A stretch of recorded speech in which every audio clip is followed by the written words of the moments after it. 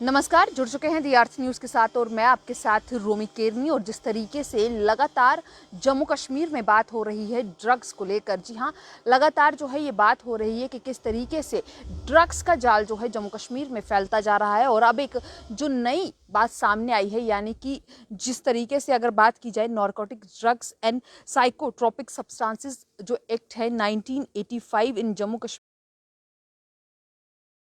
में, उसके द्वारा जो एक पूरा सर्वे किया गया है उसमें ये साफ हुआ है कि पिछले साल यानी कि 2020 में तकरीबन जम्मू कश्मीर के अंदर 1222 केसेस जो हैं वो रजिस्टर किए गए थे अंडर एनडीपीएस के। और अगर बात की जाए तो सिर्फ 2 ही केसेस जो हैं लद्दाख यूटी में सामने आए थे। ये कहीं ना कहीं चौंकाने वाला है, क्योंकि जिस तरीके से जम्मू कश्मीर की बात करें तो ये आंकड़ा एक बहुत बड़ा आंकड़ा है। 1222 केसेस जो है रजिस्टर किए गए थे और लद्दाख की अगर बात की जाए तो वहां पर सिर्फ 2 केसेस ही सामने आए थे। और अगर बात की जाए एक समाचार एजेंसी की तरफ से ये खबर में जो है बताया गया है कि ये डाटा जो है नेशनल क्राइम रिकॉर्ड्स ब्यूरो द्वारा जो है रिवील किया गया है, जिसमें उन्होंने साफ किया कि 1222 केसेस जो है अलग अलग पुलिस स्टेशंस के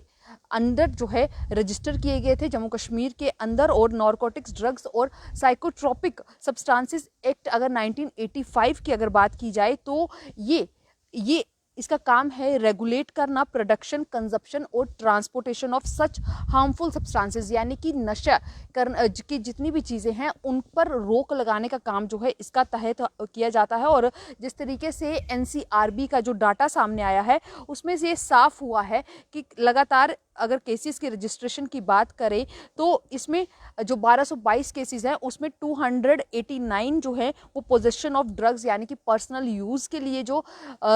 किए जा रहे थे उसके तहत इनकी कंप्लेन की गई है। और जो बाकी हैं 933 वो जो है ट्रैफिकिंग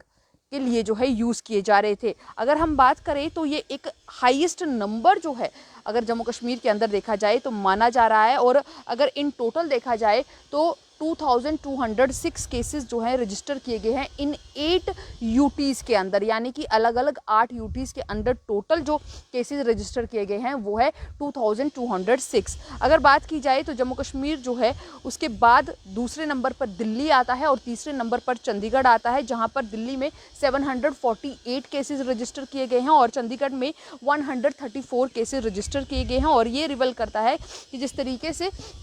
लद्दाख यूटी की बात करें तो वहां पर सिर्फ 2 ही केसेस रजिस्टर किए गए थे। और अगर इस दौरान जो है अगर इस पूरी समाचार एजेंसी की डाटा के ऊपर जाया जाए तो उन्होंने ये भी साफ किया कि इसमें तकरीबन 1400 लोगों को जो है अलग अलग जेल्स में रखा गया, जिसके तहत किस